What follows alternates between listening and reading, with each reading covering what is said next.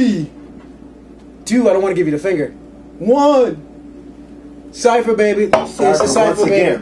It's the Cipher, baby. Once again. It's the Cipher, baby. It's the Cipher, baby. It's the Cipher, baby. It's the Cipher, baby. I'm about to set up. Yo, kid, yo. It's the Cipher, baby. I thought it was going to happen. What's going on? I know. You thought I had a rhyme ready. You thought Muff got a rhyme ready. You know what I mean? He about to set it up. I knew what this day was coming. He's going to come with a rhyme and just hit me with 16 bars of fire. I really thought it was coming, man. Yeah, I know you did. I can talk like it's going to come. I can talk like it's about to happen. I'm real good at that. Man, you really have me excited. What's going on? What's going on, everybody? What's going on, y'all? I'm your host, Marcus the Kid Warren. Welcome to a thing that we call the Cipher. With me is my man, Muff. How are you doing today, sir? I'm doing great, man. Doing great. I'm excited about today's show. Okay. Because today's show hits me to where, I mean, you know, everybody, well, people who know me personally, like Kid, knows that I'm passionate about beats. Beats. You know, and one of the things I want you guys to be on the lookout for, and I put it up on the Facebook page, is the Cipher Crew mixtape, which is all but done right about now. So that's going to be uploaded within the next couple of days. But when I was going through some of the songs for it, one of the things that was consistent in me putting together this compilation that I put together, this mixtape, was to make sure that every single beat on there was banging. That was the number one criteria, right? So then I got thinking, you know what? Kit and I, we always talk about top MCs, classic albums, so on and so forth, but we never really got into the whole thing about top producers in hip-hop. You know what I'm saying? And that's something I could talk to you all day about. So what both Kit and I did is we put our own list together of our top 5 producers, you know, and some of the criteria. His criteria might be a bit different from mine. Yes, sir. But I'll speak about mine. Now, number one was I wanted to make sure that everybody on my list had a classic album under their belt. Yes, sir. Or they at least did most other production on their album. Yes, sir. And this isn't the producer who sold the most records. No. Necessarily. No. This is who just basically has the dopest beats. So let me interrupt you for a second, Muff. You know, a lot of people, I think that might separate the real hip hop head from somebody who listens to a lot of rap music. You know what I mean? Because you might see somebody and say, oh yeah, well this person's hotter because they sold a lot of records. You know what I'm saying? That separates somebody between like somebody who might say, well, you know, Cannabis won or LL won the Cannabis LL beef because LL sold the most records. Right. That type of stuff. But you know, just saying that, you know, continue, sir. Right. Because I mean, you look at it like this, and like one of the guys, you know, I have several people look at Group Home. Yes, sir. Okay, and I'll go into my top 5, but basically Group Home, they weren't the greatest rappers. No, they weren't. You know, but that In Living Proof is the name of the album by the group called Group Home, put out in, 1995, 96, I think that album came out. Because of the production, you know, to me, it's a classic album. Okay. You know what I mean? Whereas, you know, you take an MC who's a gifted MC, but his beats are pedestrian at best, the album's okay. You know, for me, I mean, like, for instance, you know, we talk about Cannabis. Cannabis, obviously, both you and I agree, is a beast, excuse me, as far as MCs is concerned, but he's always suffered, in my opinion, from the lack of solid beats. So, without further ado, let me go into my top 5, and I'm going to start with number 5 here and give you the reasons why. Spill it. Okay, number 5. Five. I have a tie for number 5. Oh, okay, controversy already. It's already controversy. Give it to me. 2 people. Okay. The RZA. Oh, okay. And LP. Now I'll tell you why. Number 1, talk about the RZA, man. You know, early 90s. You know, 36 Chambers, Wu-Tang. The strength of that album alone, makes him a classic producer. And really, in the 90s, that was pretty much RZA was one of the dominant producers in the 90s. Classic albums. Return to the 36 Chambers by Oh Dirty Bastard. The original 36 Chambers by Wu-Tang. Liquid Swords. When the MCs came to live up to me and to perform, some had. Okay, but anyway, go ahead. That was actually a classic joint, though. All right, continue, sir. Brothers this week, like Clock Radio's. Don't even get me started. Don't even get me started. At any rate, Liquid Swords, that album, classic status. Classic status. Really, going back and looking back on it, Method Man's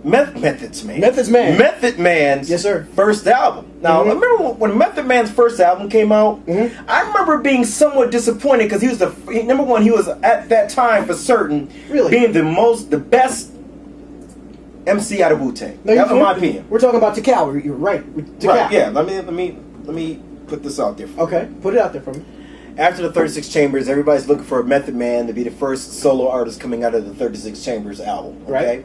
And it came out, and I remember because it wasn't quite the 36 Chambers, I said, you know what, I don't know if I really like the production on it. Then years later, I went back to it a little bit and really just appreciated that album for what it was, and I think it's really a classic album. Okay, yeah. You know what I mean? I Not to agree. mention the remix of You're All That I Need by the RZA. Definitely. Was crazy. I mean, that, you know, you bump that today. I mean, I don't care how young you are, you could play the remix of You're All That I Need with Mary J. Blige and Method Man, and people just start rocking to it because it's just that dope. Right. LP. Okay. And this is kind of my, I don't know, this might be my affirmative action, you know, wedge him in there. Okay. But you and I were talking about, earlier, the Bomb Squad from Public Enemy. Yes.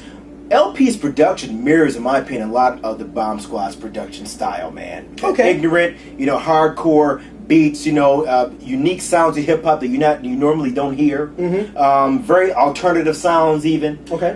Big fan of LP. As far even as an MC, I like LP, to be honest with you. Okay. You know? No, he's a white production, white MC.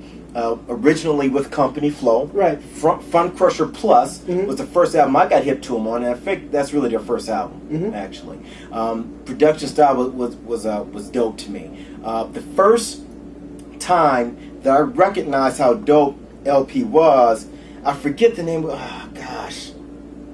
Fun Crusher Plus. I forget the name of the song, but basically they're on the video. They're on a subway train busting rhymes. Right. It was in black and white, if I'm not mistaken. Not really. I don't even know if it was in black and white. I don't know if it was in black and white. At any rate. Anyway. Yeah. Not to digress too much over there. And then talk about classic album. Forget Fun Crusher Plus.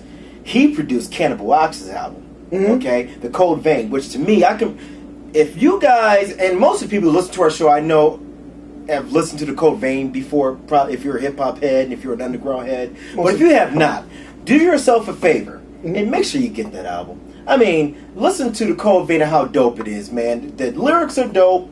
The cadence between the MCs, or the rapport between the MCs is incredible. That of a Run DMC. Okay. You know, very New York-centric, and the beats are very unique, man. It's like one of those things where I think maybe in 20 years now, 20 years from now, you can go back to The Cold Vein and be like, oh my God, that was incredible. Okay. All right? But I can go all day about that. I'm going to move on. Okay. Number 4. I love number 4. Okay. Pete Rock. Okay. Pete Rock. 1991. Pete Rock, CL Smooth. All right. Mecca and the Soul Brother. Don't even You get know, me they started. reminisce over you. My God. And you know, it's funny because I remember that being one of for me. I mean, I love Take the Nation to Me to Hold Us Back, and we're on the cusp of hip hop's golden era now. I'm Right. talking here. You know, this is after the Public Enemy deal and after Run DMC, their heyday. You go in the early '90s, you got Pete Rock and CL Smooth's album. You could play that album all the way through. Tribe's coming up, and really you start hearing more and more of that jazzy type production style coming up in the early '90s, and they were on the forefront of that, along with the Tribe Called Quest and Brand Nubian and guys like that. Okay. Pete Rock has evolved though over the years though. You know, he started out with Pete Rock and CL Smooth, and even like their second album. And it's a shame that they broke up, Pete Rock and CL Smooth, because CL Smooth was the one guy I think to this day can best ride a Pete Rock beat. That's just my opinion on it. Okay. Also, Pete Rock had joints on Nas's first album, Illmatic. Okay, so Pete Rock has always been in the forefront of things. Even the I album, which he produced, which was never really released on a major record label, that's a dope album. And just Pete Rock, you know, the remixes, Pete Rock remixes, Shut 'Em Down remix. Okay, the real hip hop by Your Das FX? Yes, sir. The Pete Rock remix of that, incredibly dope. So he's number 4 for me. Yep. Number 3, you know, and this might surprise some people. Okay. You know, that he's not higher. Dr. Dre. Okay. I'm gonna tell you why All he's only number 3, because basically inactivity, dude. I mean, come on, your last album was 2010, all right, and you know what's 2001, The Chronic was it? No, The I think Chronic? it was- What was it called? Dr. Dre's last album. Dr. Dre's last album? Yeah, it's 2001, right? Yes. The Chronic 2001. Chronic 2001. Okay, when was that made? what, 2001? It's 2010 right now, exactly, Yeah. right? So, inactivity. But at the end of the day, I mean, you know, classic albums from NWA. He gets pioneer status too. Okay. I mean, from Definitely. the NWA, because I mean, gangster rap. All right, technically speaking, NWA wasn't the first group to come out with gangster rap. Right. You know, you can talk about, you know, you got your King T's, your Ice-T, even with 6 in the morning, that type of thing. But right. when NWA came out, you know what made them dope was their production. Dr. And the Dre. production was sick, man. Then going to the Chronic, which might be, I mean, when we start doing classic albums, you know, doing that list, I mean, the Chronic might be, you know, that's going to certainly be in both of our top 5. If I'm guessing. Most definitely. You know, Most definitely. You know, if not, you know, the all-time best album production-wise. Right. Because what Dr. Dre brought to the game, in my opinion, was Dre's album. It had melody. You didn't really have melody in hip-hop songs back then. It was just like boom bap.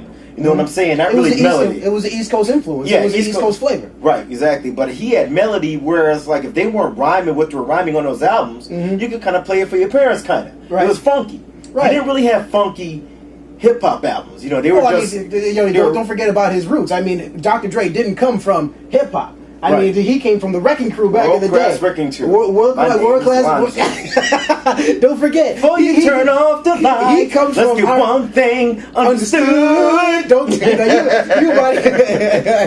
was Dr. Dre, y'all. That was Dr. Dre back in the day. So he comes from R&B roots. Yes. So it's not like he just came out hip hop and pioneered something. He comes from R&B roots. So that was nothing new for him. So he just took his. He's just a great producer. Period. Exactly. You can't, and that's another thing too about this list. This is hip hop specifically, but Dre, you know, is one of the best producers in music. Period. That's just what it is. He almost has his own category. Okay. I'll move on. We all know that. You know, Doggy Style, The Chronic. You know, The Chronic 2001. I was gonna say he invented Doggy Style too. That's a bad move. But anyway, move on. At any rate, I'm late. All right, number 2. Number 2. Yes, this sir. is for all my backpackers out there. Okay, give it and I to got me. a tie for number 2. Give it to me. J Dilla and Madlib. Okay. Jay Dilla, man, you know, we talked about Jay Dilla several times on the show. Right. Dilla, you know, originally a member of a tribe called Quest, their production crew, the Uma, you know, and just his production credits. I mean, you're still listening to things that he's done. It's been like, oh my God, this dude did that track. He's produced the Janet Jackson song. Right. You don't know what you got till it's gone. He did a vast majority of Farside's album, their second album. Okay, but when I first got hip to him as being the man, Fantastic Volume 2, exclusively produced by J Dilla. Okay, that's Slum Village. Okay, all right. So that production style, I love it. Okay, so he has a classic album. You know, and we've talked about J Dilla and some stuff he's done. You know, done the forefront of all the Slum Village stuff. His solo stuff was incredible. In fact, the one solo album he did on BBE Records was incredible. Okay, Madlib, love Madlib. You know, his signature or classic album being Mad Villainy with MF Doom. Okay, and not even that. The Quasimodo albums were incredible to me too. And we talked about his production style, Madlib, and I don't want to be redundant with his production style, and I want to let you go too. But Madlib's production style is can be very quirky, okay. Whereas maybe J Dilla's production style is a little bit more soulful. Madlib is a little bit more quirky and more jazz oriented, I would say. Although they kind of interlap as far as styles are concerned, so that's kind of why I put them both at 2. Okay. And kind of their influence over just production style in general is vast. Okay. Number one. DJ Premier. And I'm going to tell you why I love DJ Premier. DJ Premier, and I might have even told you this before, I'm going to tell you why this is the #1 producer. And I don't care. I'm an underground head. I love backpacker hip hop and the whole 9, okay? And really, DJ Premier isn't necessarily a backpacker producer. I mean, he just makes street bangers, okay? But the reason why he's #1 is this.